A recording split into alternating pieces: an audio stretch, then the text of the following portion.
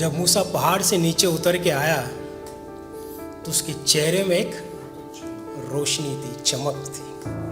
हारून और बाकी लोग उसे देखकर हट रहे थे, डर रहे थे। उनसे बात करने के लिए मूसा को किसी चीज़ का सहारा लेना पड़ा ताकि लोग उसके मुंह को सीधा नहीं देखें। खुदा मरे हुए शब्दों में विश्वास नहीं करता है। खुदा ने अपनी परछाई मूसा के चेहरे में छोड़ दिया, इसीलिए 40 दिन लगा। हालेलुया।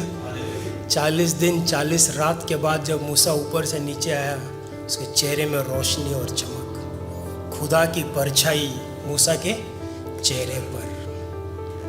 खुदा की परछाई हमारे साथ चले जहाँ भी जाओ, और खुदा की परछाई तब चलेगी जब हम अकेला मसीह के लिए चलने लगेंगे। शुरू हुआ तो मूसा अकेला गया, जब आया ऊपर से खुदा की पहचान को अपने चेहरे में लेकर आया। आज हमारी ज़बान जो है ना, इसमें खुदा अपने जीवन भर शब्दों को रखना चाहता है, लेकिन वो उसी व्यक्ति के अंदर रखेगा जो व्यक्ति अकेला खुदा के साथ समय बिताएगा।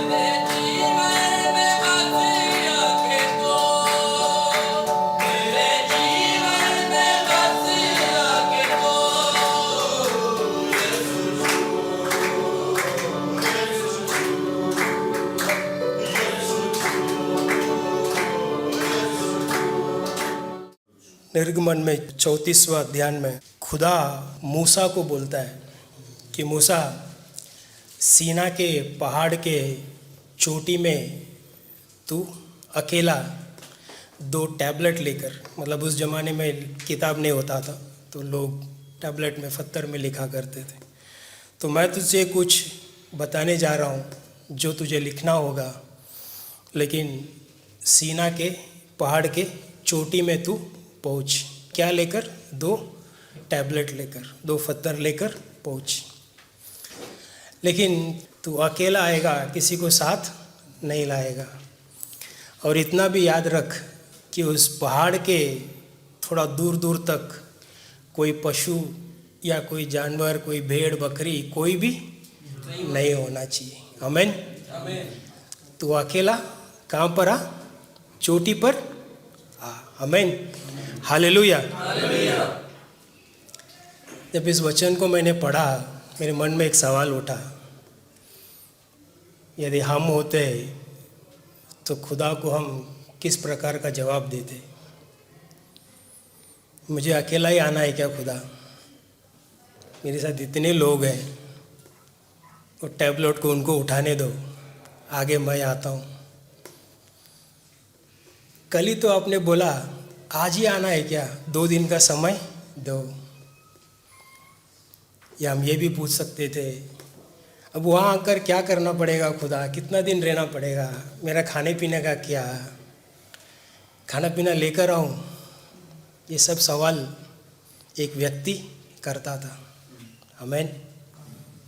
ज़रा सोचो, मसीह जब मूसा को बोलता है कि तू 2 टैबलेट लेकर अकेला सीना की पहाड़ की चोटी में पहुँच, जैसा खुदा बोलता है वैसे ही मूसा करता है।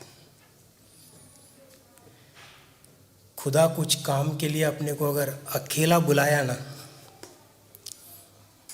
उस काम को करने के लिए हमें आगे आना चाहिए। और इतना याद रखें, जब कब खुदा कोई काम के लिए अकेला हमें बुलाता है ना, वो काम काफ़ी कठिन होता है, आसान नहीं होता है। कलीसिया के साथ मिलकर प्रार्थना हम सब लोग करते हैं, थोड़ा आसान है। जब आप घर पे जाते हो, आप अकेले में मसीह के साथ समय बिताते हो या नहीं, बड़ा कठिन है, इतना आसान नहीं है। अकेला मसीह के पास समय बिताना एक ऐसा सौभाग्य है और इतना कठिन है, इसका अंदाज़ा आम व्यक्ति को नहीं होता है, बहुत कठिन है। खुदा की आंखें उन लोगों को देख रही है जो अकेला उसकी सेवा में उतर सके। आसान नहीं है, कठिन है, पर हम सब पुरुष हैं। अगर हमसे नहीं होगा तो इस दुनिया में किससे खुदा ये सब काम करवाएगा। खुदा की आंखें देख रही है कि ऐसा कौन व्यक्ति है मूसा जैसा, जिसको मैं कहूँ तो 2 टैबलेट लेकर ऊपर आ, और वो कुछ सवाल जवाब नहीं करेगा, कितना दिन रहना है, क्या करना है, मेरा खाने पीने का क्या, कोई सवाल कोई जवाब नहीं। मूसा का कैरेक्टर हमारे जीवन में है क्या, सवाल है हम सब के लिए। जिस कमरे में आप रह रहे हो वहाँ पर प्रार्थना करना कितना ज़रूरी है, ये तब हम समझेंगे जब हम ज़रूर प्रार्थना में खड़े रहेंगे। एक बार खड़े रहकर देखो, तब हमें समझ में आएगा कि शैतान की ताकत हमें प्रार्थना करने से रोकने के लिए क्या क्या करती है। मैं भविष्यवाणी नहीं करता, लेकिन एक बार करके देखो, एक बार इस प्रयास में अपना हाथ बटाओ, बोलो खुदा से कि मैं कल से अकेला प्रार्थना करूँगा। यदि आपके घर में सब ईसाई भाई रहते हैं तो एक कोपचे में एक छोटा सा मैट डालो कि जो भी काम से आएगा, कभी समय मिलेगा, आधा घंटा पौना घंटा, जब भी प्रार्थना करना चाहे कर सके। आमीन, हालेलुया। जब खुदा ने मूसा को बुलाया तो मूसा ऊपर चला गया, और बाइबल ये कहती है कि 40 दिन और 40 रात मूसा पहाड़ की चोटी पे था, न उसने खाया न उसने पिया। कितना दिन? 40 दिन 40 रात। हम होते तो क्या बोलते हैं, अरे ये लिखने के लिए तो बुलाया था खुदा, लिख लिया, 2 घंटे हो गए, लिख लिए, 1 दिन हो गए, अब बस करो, हमें जाना है। बराबर ना, ऐसे ही बोलते हैं ना। 1 घंटे हो गए, 2 घंटे, 1 दिन हो गए, 2 दिन हो गए, बस करो खुदा, ये जाना है। खुदा को मूसा पे इतना भरोसा था कि 40 दिन भी हो, 40 रात भी हो, न खाया न पिया, फिर भी मूसा अपनी ज़बान खोलकर एक लफ्ज़ भी खुदा के विरुद्ध में नहीं बोलेगा, कभी कंप्लेन नहीं करेगा। ये मैं अपने आप से ये सवाल करता हूँ, कितने बार खुदा के पास कंप्लेन लेकर हम आए हैं। मूसा से सीखना चाहिए हमें।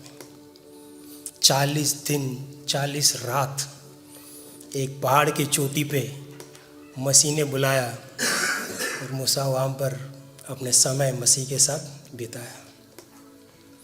No complaints. बड़ा खूबसूरत सा एक कैरेक्टर है मूसा का। इसके लिए खुदा बोलता है ना, इंग्लिश में उसको ऐसा बोलता है कि he was the humblest in the face of the earth. उसके जितना लीन व्यक्ति इस दुनिया के चेहरे में दिखाई नहीं खुदा को, उसके जैसा लीन व्यक्ति, हम्बलेस्ट। एक कंप्लेन नहीं, कुछ नहीं। 40 दिन होने दे खुदा, क्या फ़र्क गिरता है, 40 रात होने दो, क्या फ़र्क गिरता है। सोचो अपने जीवन में ऐसा कब था कि कुछ मुसीबतों का सामना फेस करते समय हमने खुदा पे भरोसा रखा और बोला कि ठीक है खुदा, तू मुझे चलाएगा, मुसीबत है लेकिन तू मुझे चलाएगा, मैं कंप्लेन नहीं करूँगा। ये वचन मैं अपने आप के लिए बोल रहा हूँ। खुदा के साथ चलते चलते बहुत सारे जगह मैंने कंप्लेन किया है, मैंने खुदा को बहुत सारे जगह टोका है, और मैं अपने आप में शर्मिंदा हुआ जब मैंने मूसा का एक कैरेक्टर देखा। मूसा की एक खूबी देखी कि कोई कंप्लेन नहीं। खुदा ने बोला, खुदा चलाएगा, चाहे जीऊँ चाहे मरूँ। बहुत बढ़िया कैरेक्टर है मूसा का। हम सब सोचते हैं अपने जीवन में कि ऐसा कब था कि मूसा की गुण हमारे अंदर प्रकट हुई। मूसा के अंदर जो गुण छुपी थी उसका कितना हिस्सा हमारे जीवन में प्रकट हुई। आमीन, हालेलुया। कभी आपको अध्ययन करने का कुछ चाहत है तो कुछ ऐसे चीज़ों में अध्ययन करो जो बाइबल में नहीं लिखा है। मैं भी एक सवाल पूछता हूँ सबसे, अपने मन में ये सवाल पूछो, 40 दिन और 40 रात खुदा ने मूसा के साथ क्या किया? बाइबल में इसका जवाब नहीं है। जब आप अध्ययन करोगे ना, अगर इच्छा रखोगे और खुदा से पूछोगे ना, खुदा आपको दिखाएगा, बताएगा कि मूसा के साथ मैंने ये काम किया 40 दिन 40 रात। बाइबल में बड़ा संक्षेप में लिखा है कि इस प्रकार से इस प्रकार नियमों का जिक्र किया हुआ है। इसके लिए 40 दिन तो नहीं लगते, ज़रूर कुछ ना कुछ तो और है, बराबर ना। इस चीज़ों के लिए एक किताब में थोड़ा सा लिखने के लिए 40 दिन तो ज़रूरत नहीं है, कुछ ना कुछ तो है। मैं संक्षेप में एक चीज़ बताता हूँ। जब मूसा पहाड़ से नीचे उतर के आया तो उसके चेहरे में एक रोशनी थी, चमक थी। उसके चेहरे में एक चमक थी। हारून और बाकी लोग उसे देखकर हट रहे थे, डर रहे थे। उनसे बात करने के लिए मूसा को किसी चीज़ का सहारा लेना पड़ा ताकि लोग उसके मुंह को सीधा नहीं देखे। आमीन, हालेलुया। खुदा मरे हुए शब्दों में विश्वास नहीं करता है। बड़ा ध्यान से सुनो इसको। खुदा ने मूसा के ऊपर अपनी पहचान छोड़ दिया। आमीन, अपनी परछाई मूसा के चेहरे में छोड़ दिया, इसीलिए 40 दिन लगा। Hallelujah, hallelujah. 40 दिन 40 रात के बाद जब मूसा ऊपर से नीचे आया, उसके चेहरे में रोशनी और चमक, खुदा की परछाई मूसा के चेहरे पर। शुरुआत मूसा अकेला गया, जब आया ऊपर से खुदा की पहचान को अपने चेहरे में लेकर आया। आज हमारे ज़बान जो है ना, इसमें खुदा अपने जीवन भर शब्दों को रखना चाहता है, लेकिन वो उसी व्यक्ति के अंदर रखेगा जो व्यक्ति अकेला खुदा के साथ समय बिताएगा। जैसे मैंने पहले कहा, किसी को अगर अकेला मसीह का पीछा करना है या उसके कामों को आगे बढ़ाना है, बहुत दिक्कत है, इतना आसान नहीं है। 40 दिन और 40 रात मसीह हमें बिठा सकता है, लेकिन उसके बाद की जो चीज़ें हैं ना, तभी हमें समझ में आएगा कि इतना दिन की ज़रूरत क्यों है। खुदा की परछाई को लेकर मूसा नीचे आया। मैं चाहता हूँ अपने जीवन के लिए, इस कलीसिया में आने वाले हर एक भाइयों के जीवन के लिए, कि अकेले में हम समय बिताते हैं। जब आप अपने कैंप पर जाओगे तो खुदा से पूछो कि तू क्या चाहता है। मेरी चाहत को छोड़ परमेश्वर, तू मेरे से क्या चाहता है। जब आप इस प्रकार की प्रार्थना करोगे ना, तो खुदा आपो आप आपको बताएगा कि ये सब चीज़ों के लिए तू प्रार्थना कर। आपो आप आपके दिल में वो बर्डन आएगा, वो प्यार आएगा। और वो प्रार्थना जब भी आप करोगे ना, तभी आपको लगेगा नहीं कि आधा घंटा हो गया, 1 घंटा हो गया। शब्दों में कहना बड़ा आसान है, हकीकत में चलना बड़ा कठिन है।